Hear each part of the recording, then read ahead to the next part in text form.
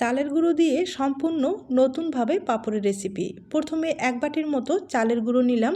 যে বাটিতে আমি চালের গুঁড়ো ব্যবহার করলাম সেই বাটিতে মাপজোক দিয়ে 5 বাটির মতো জল দিয়ে দিব। আর স্বাদ মতো লবণ, হাফ চামচের মতো বেকিং পাউডার দিয়ে খুব ভালোভাবে নেড়েচেড়ে নিতে হবে। চালের গুঁড়ো কিন্তু এখানে আমি ভিজাটা ব্যবহার করলাম, আপনারা চাইলে শুকনো চালের গুঁড়ো যেটা রয়েছে সেটাও ব্যবহার করতে পারেন। খুব ভালোভাবে এভাবে নেড়েচেড়ে নিতে হবে। 15 হতে 20 মিনিটের মতো রান্না করে নিতে হবে, তবে ভালো করে কিন্তু সিদ্ধ করে নিতে হবে। এরপরে প্লাস্টিকে এভাবে পাঁপড়গুলো দিতে হবে। প্লাস্টিকে অবশ্যই কিন্তু তেল লাগিয়ে নিতে হবে। আমি পাঁপড়গুলো একটু মাঝারি সাইজ করে দিচ্ছি, আপনারা কিন্তু আপনাদের পছন্দ মতো দিতে পারেন। এভাবে পাঁপড়গুলো রোদ্রে শুকাতে হবে।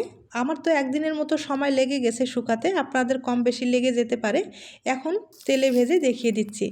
আর এগুলো পাঁপড় কিন্তু তেলে দেওয়ার সাথেই তুলে নিতে হবে, এতটাই পাতলা হয়ে থাকে পুড়ে যাবার সম্ভাবনা কিন্তু বেশি থাকবে। তবে একদিন হলেও ট্রাই করতে পারেন।